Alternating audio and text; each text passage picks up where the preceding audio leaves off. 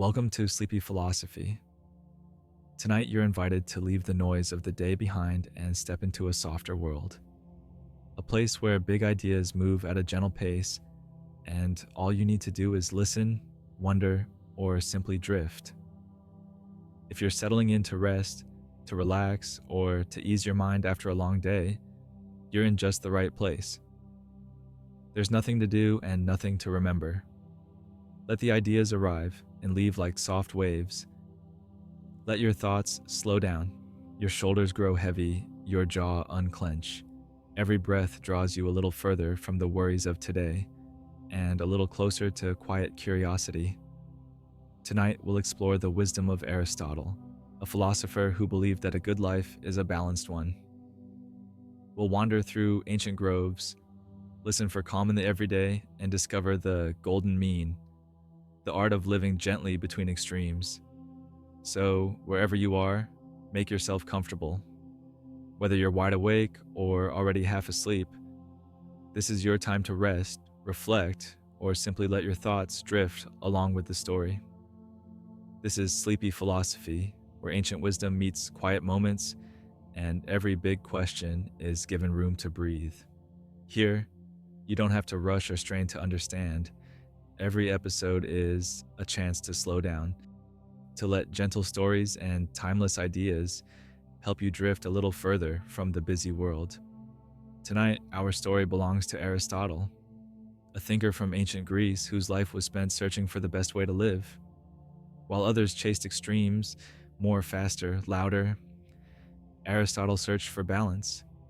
He believed the secret to happiness wasn't about having the most, but about finding the right amount. Not too much, not too little. The gentle center, the golden mean. We'll wander through his ideas together, exploring what it means to live in harmony with ourselves and the world. You don't have to be a philosopher to understand or enjoy this. You only need to be a little curious, and perhaps a little sleepy. Before we begin, take a deep breath and allow yourself to settle in. Whatever the day brought you, worries, joys, or just the simple passing of time, you can let it all fade for a while. There's nothing you need to solve or achieve right now. This is your time to unwind. If you feel tension anywhere in your body, give yourself permission to let it go. Sink a little deeper into your pillow or chair.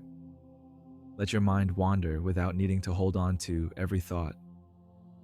If your eyes grow heavy or your attention drifts, that's perfectly fine. Let the story move around you like a soft breeze, here to comfort, to calm, and to gently lead you into rest. So, with the day behind you and a gentle curiosity ahead, let's journey together into the world of Aristotle and the simple, steady peace of the golden mean. Imagine an afternoon in ancient Athens. The sun sits high, but the heat is softened by the shade of olive and plane trees. There's a gentle hush in the air, a slow rhythm of footsteps, birdsong, and the occasional laughter of students gathered nearby. The Lyceum, Aristotle's school, is just beyond the edge of the city, surrounded by gardens and winding paths. You can almost hear the faint sound of sandals brushing against dusty stones, the distant hum of bees drifting from blossom to blossom. The leaves overhead sway in the soft breeze, dappling the ground with patterns of light and shadow. Occasionally, the scent of wild herbs or blooming laurel drifts past, mingling with the earthy aroma of sun-warmed soil. In this quiet grove, people walk and talk in small groups, pausing now and then to listen to a teacher or reflect on some new idea. It is a place of learning, but also a place of peace, where wisdom grows slowly, nurtured by nature and patient conversation. And among these gentle voices and leafy shadows, Aristotle himself walks. He is calm and observant, his mind always searching for patterns and meaning in the world around him. Here, under the sun and among the trees, he invites anyone curious to join him, not for a lecture, but for a gentle conversation about life, balance, and the art of living well. Among the winding paths and shaded colonnades, You might notice Aristotle, quietly thoughtful, moving with unhurried steps. He was once a student of Plato, spending years in lively debate and quiet study within the walls of another great school. Those lessons shaped him, but now Aristotle has become a teacher in his own right. He prefers walking as he teaches, choosing the open air and sunlight over the confines of a classroom. Students gather around him under the shelter of ancient columns, eager to hear his ideas about the world, nature, and what it means to live well. Aristotle is approachable, his questions gentle but persistent, his curiosity infectious. It's easy to imagine him pausing beneath the leafy branches, turning to his students with a small thoughtful smile, inviting them to consider the value of balance, a lesson he has carried with him from his earliest days as a student, now ready to be shared in the soft, golden light of the Lyceum. Aristotle's journey began far from Athens, in a small city called Stagira, on the northern edge of Greece. He was born there, the son of a physician, a man who spent his days observing the natural world, healing with herbs, and paying close attention to the patterns of life. Perhaps it was in those early days that Aristotle's own curiosity began to take root, growing quietly as he watched the world unfold around him. When Aristotle was still a young man, he traveled south to Athens, drawn to the city's bustling energy and, more importantly, to Plato's academy. For nearly 20 years, Aristotle studied with Plato, learning the art of questioning, arguing, and imagining. But while Plato dreamed of perfect worlds beyond our own, Aristotle was fascinated by the details right in front of him. The way plants grew, the habits of animals, the customs of people living day by day. After Plato's death, Aristotle left Athens for a time, traveling across the Greek world and deepening his understanding. He was invited to Macedon, where he became a teacher once more, this time to a young prince named Alexander, who would one day be known as Alexander the Great. It was said that Aristotle's lessons stayed with Alexander throughout his journeys, shaping the mind of a ruler who would change the world. In time, Aristotle returned to Athens, opening his own school in the Lyceum. He became famous not just for his teachings, but for his way of wandering, always observing and gathering knowledge from every corner of life. To Aristotle, no question was too small, no detail unimportant. He believed that wisdom began with wonder, and that even the simplest things, a shell, a breeze, a single blade of grass, could teach us about the nature of happiness and the art of living well. What truly set Aristotle apart was his endless curiosity. He was never content with surface answers. Every day he observed, asked questions, and took notes on plants and animals, stars and weather, the habits of people, and the structure of cities. To him, the world was a living library, full of lessons waiting to be discovered. Aristotle's love of nature was gentle and constant. He believed that by looking closely at the world around us, by really seeing how things grow, change, and interact, we could learn not just about life, but about ourselves. He would walk through gardens and groves, collecting leaves and stones, watching the way birds built their nests, or how the wind shaped the branches of a tree. When Aristotle founded his own school, the Lyceum, he made it a place for wandering and wondering. It was not a place for rigid rules or blind acceptance, but for careful study, open debate, and quiet reflection. Students walked beside him, discussing everything from ethics to science, poetry to politics, always searching for balance and clarity. At the heart of his teaching was a simple idea. The good life is found not in excess or in lack, but somewhere in the middle. The Lyceum became known for this search, a place where every answer led to another question, and every question was an invitation to see the world in a new, more balanced way. At the heart of Aristotle's teachings is the idea of the golden mean.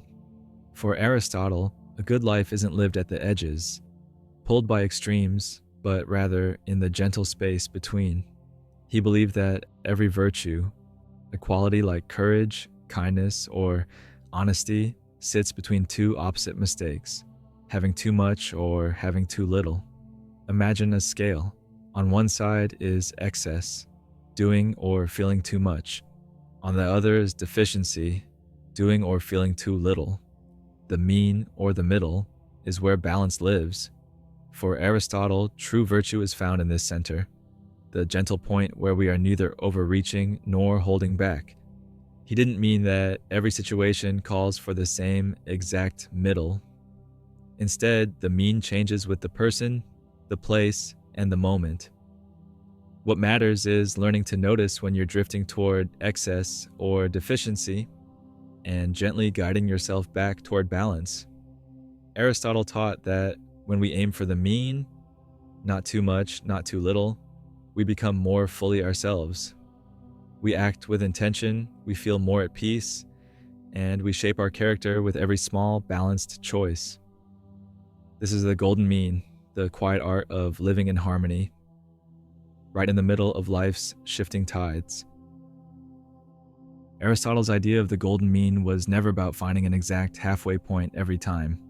He knew that life isn't always measured by simple numbers or perfect symmetry. Instead, he saw virtue as a gentle art, a practice of moderation that changes depending on who you are, where you are, and what's happening around you. For one person, courage might mean standing up in a crowded room.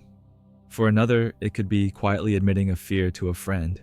The mean isn't a fixed rule or a single spot on a map. It's a balance that moves, guided by wisdom, care, and attention to the moment.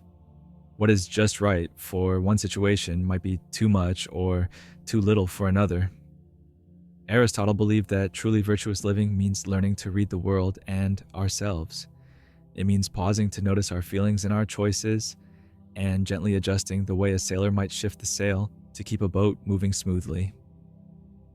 Virtue, for Aristotle, is sensitive to context.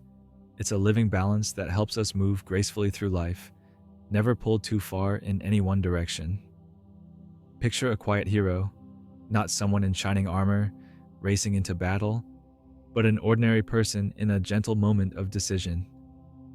Maybe it's a traveler standing at the edge of a river, water rushing by, uncertain how deep it goes. To plunge in without thought would be reckless, a leap without care for what might happen. But to shrink away, never even dipping a toe, would be to let fear have too much power. Instead, our calm hero pauses. They take a breath, listen to the sound of the water, and consider what they know and what they feel. Step by step, they find the middle path. With steady hands and a steady heart, they wade in, moving carefully, feeling the stones beneath their feet. This is courage, not bravado, not avoidance, but the gentle strength to move forward even when there's uncertainty. In life, courage rarely means bold, dramatic acts. Most often, it's this quiet decision to keep going, even when things are unfamiliar. It's the willingness to face small challenges, an honest conversation, a new beginning, a change you didn't expect, with a calm spirit and a thoughtful mind. Aristotle reminds us that true courage lives between the extremes, not in the wild rush of recklessness and not in the stillness of fear, but in the steady, balanced movement of a person who dares to act, gently and bravely, right in the middle. Now imagine a sunlit table in the shade of olive trees. There is a cup of honey-sweet wine, golden, fragrant, and inviting. In one hand, a person holds the cup. They do not gulp it down in one breath, eager for pleasure without restraint. Nor do they push it away, refusing even a single taste, denying themselves all enjoyment. Instead, they choose the middle way. They lift the cup slowly, savoring the scent before taking a small, thoughtful sip. Each taste is a quiet celebration, enough to delight the senses, not so much as to overwhelm them. The warmth of the wine is matched by the warmth of gentle laughter and soft conversation with friends nearby. This is temperance, the art of enjoying life's sweetness without being swept away by it. It is the quiet wisdom to know when enough is enough, to enjoy the beauty of the moment without clinging to it or overindulging. Aristotle saw temperance as a balance between self-indulgence, taking more than you need, always wanting more, and insensibility, where joy is shut out entirely. True temperance lets us meet the pleasures of life with open hands and an open heart, appreciating what is offered and letting it go with gratitude when the time is right. It is a gentle way to honor both our desires and our dignity. Imagine an evening in a quiet Athenian home. The lamps are glowing softly, casting gentle light across a table where a few friends have gathered. The night is cool, and the sound of distant laughter drifts through an open window. One friend notices that another seems tired, a little distant. Perhaps the day was long, or worries linger at the edge of their thoughts. Without a word, the host reaches for a loaf of bread and breaks off a generous piece, offering it with a warm, easy smile. They pour a little more wine, share a few olives, maybe wrap a light shawl over their friend's shoulders if the breeze grows chilly. It's not a grand gesture or a dramatic act of charity. The host doesn't lavish the table with more food than anyone could ever eat, nor do they hold back, fearful of running out or clinging tightly to what is theirs. Instead, there is a gentle, thoughtful sharing, enough to comfort, enough to show care, but never so much that it feels overwhelming or leaves others in need. This is Aristotle's vision of generosity. The mean between prodigality, which gives away too much and too quickly, and stinginess, which gives nothing at all. True generosity is a quiet, steady warmth. A way of giving that fills a room with ease, making everyone feel welcome and cared for, without drawing attention or expecting anything in return. In these small, mindful acts of sharing, we practice the art of the golden mean. We learn to offer what we can when it is needed, and to trust that kindness, given gently and in the right measure, is always enough to warm a friend's evening. Now imagine a circle of old friends gathered beneath the stars, their voices low and steady as the night grows quiet. The conversation turns to stories from long ago, shared adventures, simple victories, lessons learned in the slow turning of years. One friend, when asked about their role in a familiar story, does not stretch the truth or decorate it with grand claims. They don't boast, puffing up their part or seeking applause. But neither do they shrug off their experience, hiding behind false modesty or brushing aside their contribution as if it mattered little. Instead, they speak simply, with honesty and warmth. I did my best, they might say. It wasn't easy, but I learned something along the way. Their words are true, neither bigger nor smaller than the moment deserves. There's a gentle pride, a quiet acceptance of both strengths and flaws. This is Aristotle's golden mean of truthfulness. On one side lies boastfulness, making yourself larger than life, stretching the truth for praise. On the other side is self-deprecation, minimizing your worth, pretending your actions or feelings are less important than they are. In the calm middle is sincerity, a way of sharing yourself openly, trusting that your truth, simply told, is enough. In this gentle space, honest words strengthen friendships, and each person is seen, valued, and heard just as they are. You don't have to live in ancient Athens to find the golden mean. In fact, you've probably felt its pull in your own life, even if you didn't have a name for it. The art of balance shows up in the smallest choices, how you spend your time, how you treat yourself, and even how you rest. Maybe you've noticed how easy it is to tip into extremes. Sometimes you might push yourself to work longer than you should, trying to do everything, achieve everything, leaving little room for rest. Other times the opposite happens. Days slip by in a haze of avoidance, and important things get left undone. The mean is the gentle space between the two, where you work with purpose, but also Know when to stop and give yourself a break. The same balance applies to sleep. Some nights, sleep comes too early and lasts too long. Other nights, it barely comes at all. The mean is found in a steady routine, a bedtime that feels natural, waking up rested, not groggy or anxious. Even in simple pleasures like eating or spending time with friends, extremes can sneak in. Too much indulgence leaves you feeling uncomfortable, while too much restraint can make life dull. The golden mean invites you to enjoy what you have without guilt or excess. You can practice noticing the signs: a racing mind, a heavy body, a sense of being stretched too thin or closed off and small. These are gentle reminders to pause and ask yourself, am I living at the edge or somewhere near the calm, balanced middle? The golden mean isn't about perfection. It's about gently steering your life back towards center again and again in small, forgiving ways. It's a practice of kindness to yourself, a quiet promise to move toward harmony wherever you find yourself today. When you notice yourself leaning too far in one direction, whether it's working without rest, staying silent when you wish to speak, or reaching for more when you already have enough, try to pause for a moment. Take a slow, deep breath.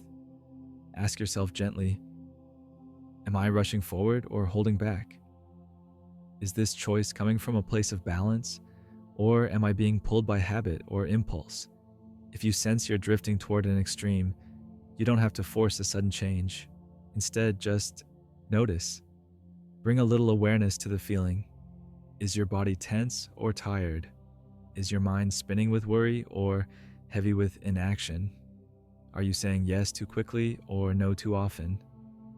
Let these small signals be quiet invitations to return to the middle. Maybe you take a few minutes to step outside, stretch, or close your eyes. Maybe you pause before agreeing to another commitment, or let yourself enjoy a treat without overindulgence. The art of the golden mean is practiced in these tiny moments. Gentle course corrections, small shifts back toward center, again and again. With each choice, you give yourself permission to be human, imperfect, aware, and always capable of returning to balance. Finding balance, Aristotle reminds us, isn't a finish line you cross. It's a gentle practice, something you return to again and again, like taking a breath or finding your footing as you walk. Some days, you'll feel close to the center, peaceful, steady, and content. Other days, you might tip toward one side or the other, pulled by stress, excitement, or change. That's simply part of being human. There's no need to judge yourself for drifting away from the mean. Every person does. What matters is the willingness to notice, to pause, and to begin again. The golden mean is forgiving.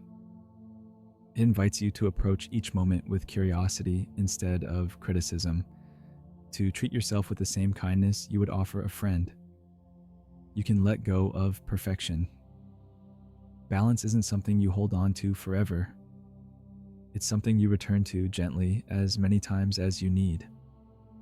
Each small adjustment is a sign of growth, not failure. Even the act of wondering about balance, of listening to your own needs and noticing your habits, is a step toward harmony. Tonight, as you drift into sleep, you can let this gentle wisdom settle in. The art of living well is a journey, not a destination, and you're already on your way simply by caring enough to seek it. As you reflect on Aristotle's gentle lessons, remember that curiosity is your companion on the path to balance. You don't have to know all the answers or have every part of life perfectly arranged. Simply asking, how am I doing? Or where might I find a little more ease? Is enough to open the door to change. Be patient with yourself. Life will always ebb and flow. Sometimes busy, sometimes quiet, sometimes bright, sometimes gray. In all of these moments, self-compassion can be your anchor. Treat yourself with the same softness and forgiveness that you would offer a friend. When you stumble or drift, you can return to the mean, gently and without blame. There's a quiet peace that lives in the middle ground. Here, you're not chasing more or fearing less. You're simply present, breathing, and alive to the world as it is. In this space of moderation, the noise quiets, the pressure lifts, and you find a calm that lasts longer than any fleeting high or sharp regret. Let your curiosity guide you, and let your kindness to yourself become a habit. Balance is not a narrow line, but a wide, welcoming path. Each step you take, no matter how small, is part of the gentle art of living well. Now, as our story draws to a close, there's nothing more you need to do. Let the ideas from tonight's journey drift softly to the background, like the gentle hush that settles over the Lyceum as the sun sets and the air grows cool. If any thoughts linger, let them float by like clouds in an evening sky. There's no need to solve or decide anything right now. You've wandered through ancient groves, listened to the wisdom of Aristotle, and gently explored the art of living in balance. Allow yourself to rest. Listen for the soft sounds around you. Perhaps the faint whisper of wind in olive branches, the distant call of a night bird, or the gentle rhythm of your own breath. Let each sound carry you a little further from the day, a little closer to peaceful sleep. The search for the mean can wait until tomorrow. For now, you can simply be safe, comfortable, and at ease. May you find rest and gentle dreams wherever you are, and wake up tomorrow with a quiet sense of balance in your heart.